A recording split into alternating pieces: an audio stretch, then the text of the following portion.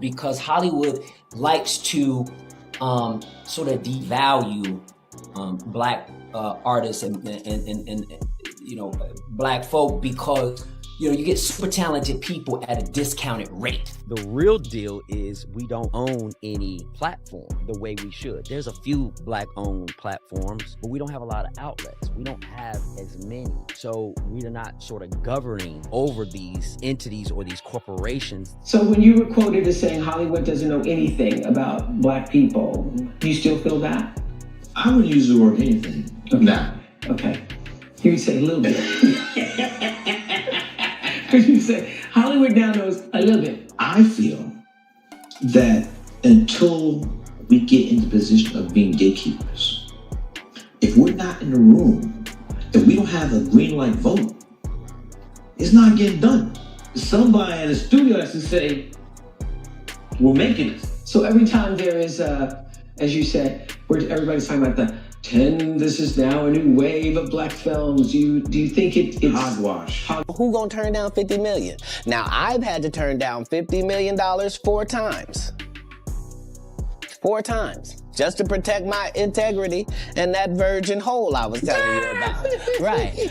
Because P. Diddy be wanting to party. And you gotta tell him no. You got to tell him no. I did. Katt Williams has been calling it out for years. Hollywood does not embrace the real ones. They roll out the red carpet for the puppets, the sellouts, and anybody willing to play their twisted game. But if you stand on principles, if you carry morals and a backbone that cannot be bent, they will ice you out faster than you can blink. And that is exactly what happened to 90s legend Larenz Tate. Everyone remembers him. He had the streets on fire in Menace to Society, had audiences falling in love with Love Jones, and every time he stepped on screen, it was pure black excellence. Then suddenly, silence. No scandals, no arrests, no public meltdowns, just gone. As if Hollywood hit the mute button on one of its brightest stars. Fans were left wondering, what happened to Larenz Tate? How did one of the smoothest, most respected black actors of his generation vanish from the spotlight like that? Katt never laid it out word for word, but the shade he threw told the story clear enough. The whispers say Larenz refused to bow down to Hollywood's shady side. You don't care how people feel about the ritual. It's about does following the ritual work. Yeah. And so you can fool yourself into thinking there isn't one, but the evidence will be clear.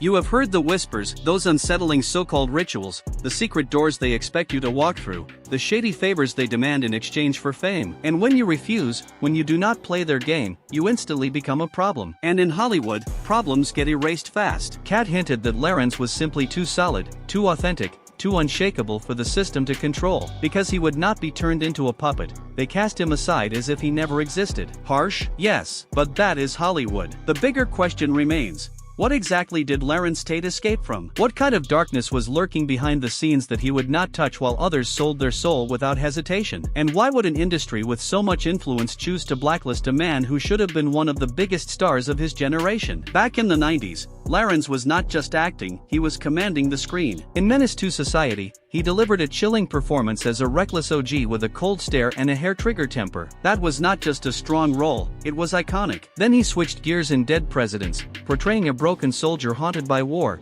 carrying pain in every expression. You could feel the weight in his eyes, and that was more than talent, it was raw soul captured on film. And who could ever forget Love Jones? Larenz had women mesmerized as Darius Lovehall, smooth, poetic, magnetic. He was not simply reciting lines, he was embodying black love in its most authentic and powerful form. This young man has obviously forgotten some very fundamental things like decency and dedication and honor. Everything the Corps taught us. He is a disgrace to everyone that has ever put on that uniform, and I will not permit you or him to use the Vietnam War as a cop-out here. Came in hard with Menace. Little something I've been working on. It's new. I call it a blues for Nina. Ooh. Is that a smile me put on your face, child?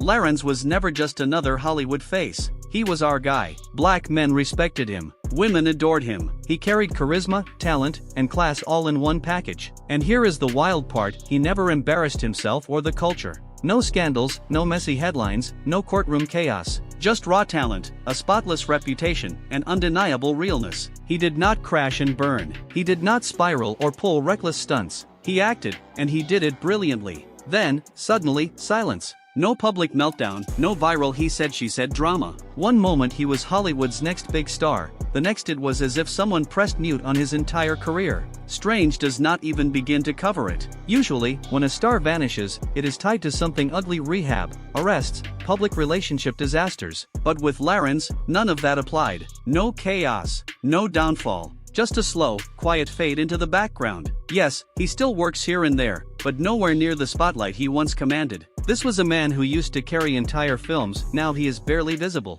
So the real question is, what happened? That is where Katt Williams starts to sound prophetic again. Word is, Larenz began turning down roles that did not sit right with him, stereotypes, degrading scripts, and yes, even those cross-dressing for laughs parts Hollywood throws around like some hidden test. Historically, Hollywood has always taught us we don't translate overseas or worldwide. Right.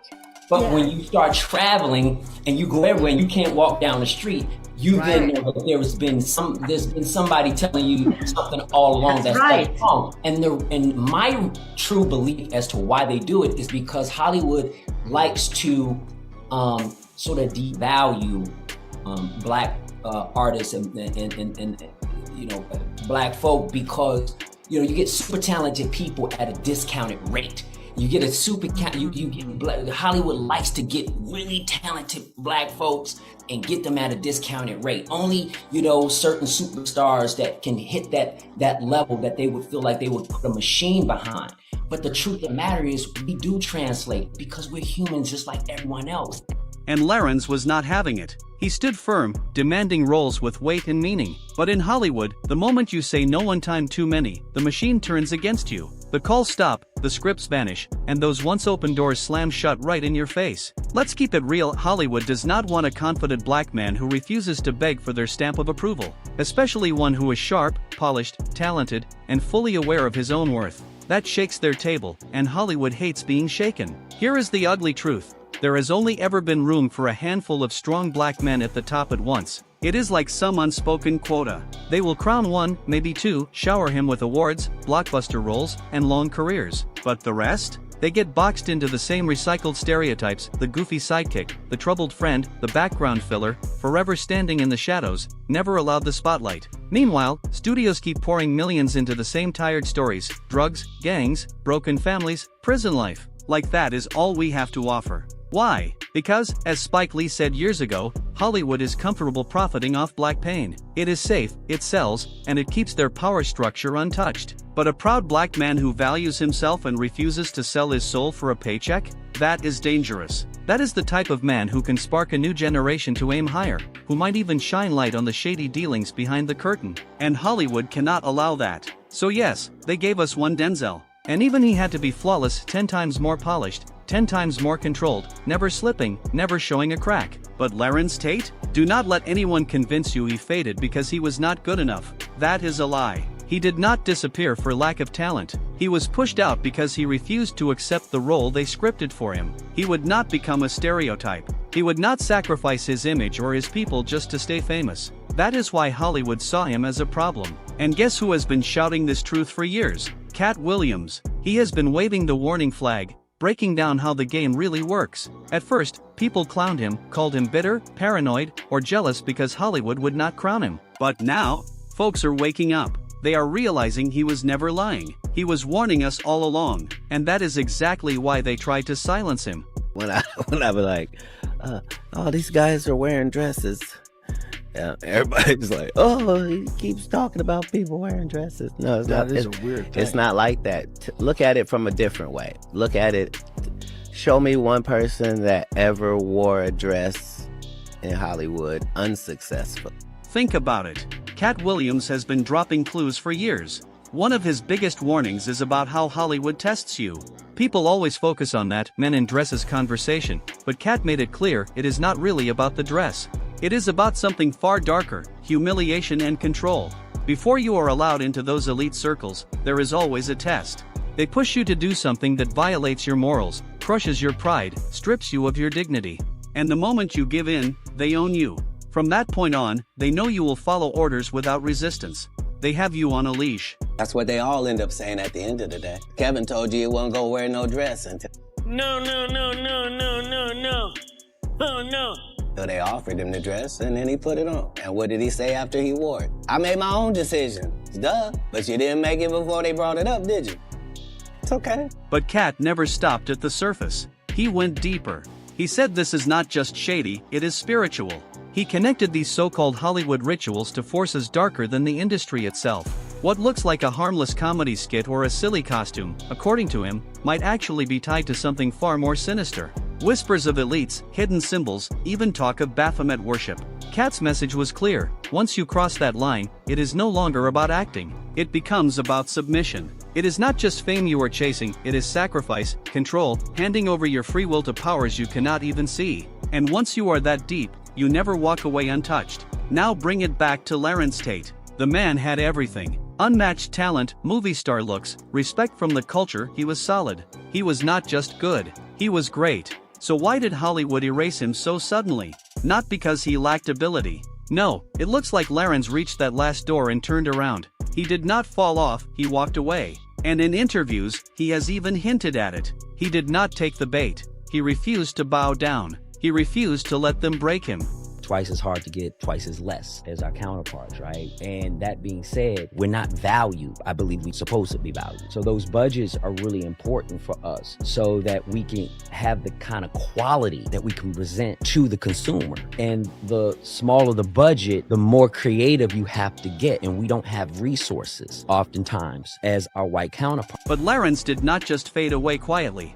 He started speaking up, saying the kind of truths that make Hollywood nervous. And once you do that, you officially become a threat. One of the biggest things he put on blast was the pay gap. While Hollywood parades itself around Fort diversity and inclusion, Larenz kept it raw. He spoke on what so many black actors have been forced to swallow in silence. Even when they bring the same energy, the same box office pull, the same loyal fan base as their white co-stars, they still walk away with smaller checks. Think about that: same grind, same results, same impact, yet less money. And this is not new. It is just something most keep quiet about because they know the punishment that follows when you speak too loud. But Larenz said it anyway. And that is when the pattern shows itself.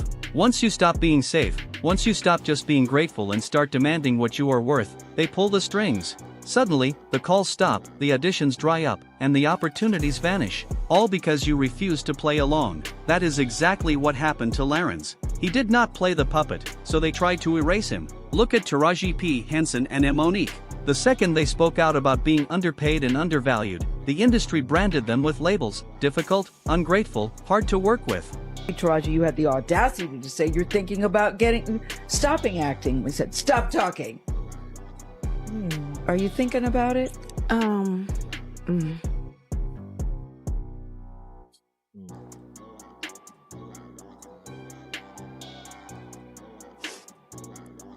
I'm just tired of working so hard, being gracious at what I do, getting paid a fraction of the cost. I'm tired of hearing my sisters say the same thing over and over. You get tired. I hear people go, you work a lot. Well, have to.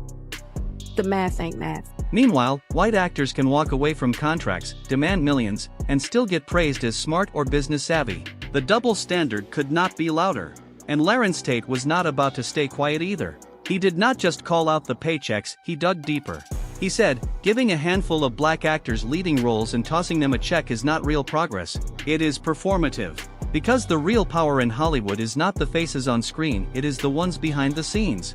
Who is writing the scripts? Who is controlling the narratives? Who is funding the projects and deciding which stories get greenlit? If those decisions are still being made by the same small circle that has always held the keys, then all this representation talk is just smoke and mirrors. Representation without control is not power, it is distraction. And Larenz called it out.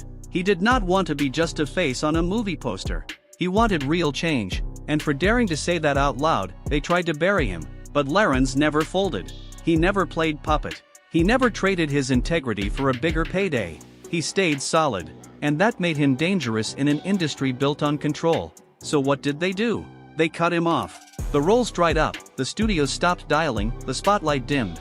He was erased quietly but completely. Not because he lost talent, not because he could not act, but because he refused to be owned. From leading man to ghost, all because he would not bow down. And this is why Hollywood did not just cancel Larenz Tate, they buried him. Strategic, silent. The same playbook they use anytime someone is too clean to dig dirt on but too strong to control. They could not humiliate him, could not twist his image. So they erased him. That is the game. If they cannot control you, they delete you. But now the truth is leaking out. And with Katt Williams boldly putting Laren's name back in the spotlight, that is no small thing. That means something serious is bubbling under the surface. Because when the real ones start talking, the system gets nervous. No matter how hard Hollywood tries to keep those curtains closed, the truth always slips out. Larenz Tate did not fall off, he broke free. He walked away from the machine before it could strip him of everything that made him real. And now the world is finally piecing it together. So let me throw it back to you, what do you think really happened to Larenz Tate? Was it those secret rituals Katt Williams kept hinting at? Was it the pay gap, the silent gatekeeping, the control games, or is there something even deeper hiding in the shadows that we do not fully see yet? Drop your thoughts in the comments. And if you rocked with this breakdown, hit that like button, smash subscribe for more stories they do not want us talking about, and make sure to leave your theory below. This is not the end, it is just the beginning. The truth is bubbling. The system is shaking, and we will be here to break it all down. See you in the next one.